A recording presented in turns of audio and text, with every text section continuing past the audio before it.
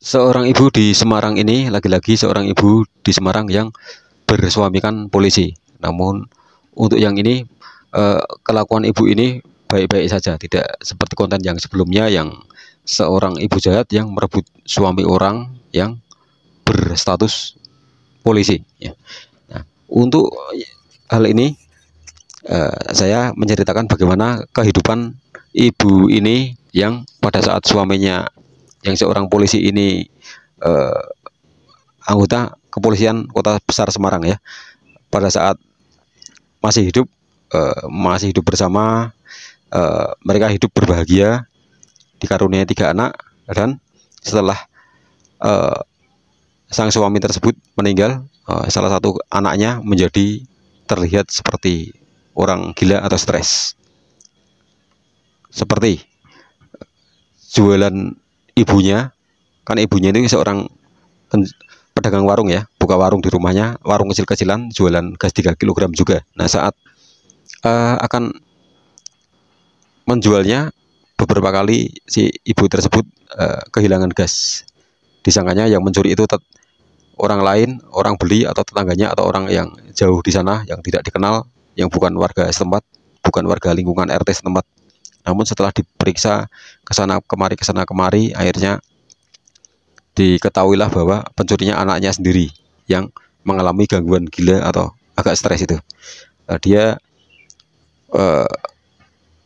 didapati oleh orang yang menyaksikan keluarnya setengah atau telah melakukan pencurian gas milik orang tuanya itu. Yang mana gasnya itu jika dijual di area Semarang, tabung kosongnya harganya berkisar sekitar 150.000 hingga 180.000 rupiah antara harga-harga itu. Namun sebelumnya 10 tahun yang lalu harganya mungkin sekitar 80.000 rupiah atau 70.000 rupiah jika dijual ke orang atau ke tempat umum atau tempat yang menerima atau atau apa ya, intinya yang menerima penjualan barang itu ya. Nah, di suatu ketika juga si anak ibu tersebut, kita sebut saja supaya mudah untuk menyebutnya, kasih inisial M ya. M ini pernah suatu ketika malam hari dicari oleh keluarganya, tidak ada, ternyata nongkrong di kuburan bapaknya dan sedang duduk termenung di situ. Dan warga sekitar membantu keluarga ibu ini untuk mencari anak tersebut, dan anak tersebut sebenarnya sudah waktunya untuk menikah namun belum berjodoh juga. Yang mana kepikiran terus di pikirannya, terngiang-ngiang terus di pikirannya saat ayahnya hidup dapat hidup berbahagia, keluarga itu yang beranggotakan 5 orang itu dengan mungkin tidak kaya-kaya amat, karena anggota polisi itu ada yang kaya, ada yang biasa saja. Namun anggota polisi hidupnya tidak ada yang sampai keleleran ya, untuk ukuran Indonesia sampai keleleran, kagak makan, kagak bisa makan lalu minta makan ke tetangga gitu, nggak ada, malu-maluin ya, memalukan negara juga. Nah, si ibu ini sampai udah pusing, sang anak tersebut suka mencuri.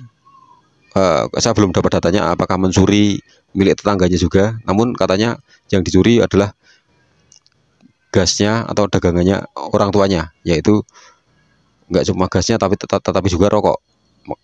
Sampai beberapa kali ibu itu kulakan rokok, jualan rokok, namun nggak untung tapi malah buntung, karena seringkali diambili oleh anaknya itu ya, dianggapnya hilang tapi ternyata diambili oleh anaknya itu, sampai suatu ketika dia nggak mau jualan rokok lagi, maunya jualan yang lain aja selain rokok. Nah,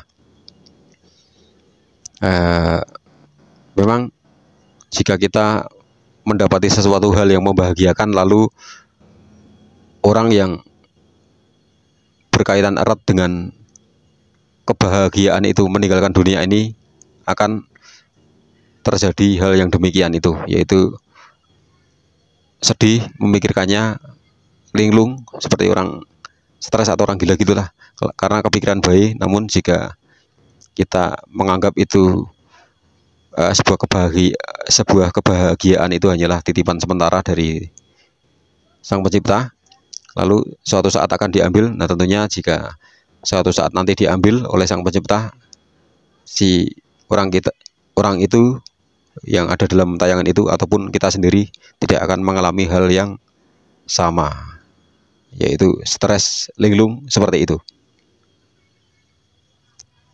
Ya, didikan atau edukasi juga buat kita-kita. Jika kita berbahagia pada sesuatu hal, anggaplah itu bersifat sementara yang hanya titipan Sang Pencipta. Dalam arti jika suatu saat itu semuanya telah tiada, kita jangan stres, kita jangan pusing, jangan sedih ya. Karena jika kita tidak belajar dengan hal-hal yang diambil oleh Sang Pencipta, tentunya kita bisa stres, bisa sedih seperti pemuda tadi, malam-malam di kuburan. Di situ hanya menatap kuburan batu nisan sang ayah sambil berwajah sedih, duduk terpenung, dan jika dilihat itu yang melihatnya kasihan.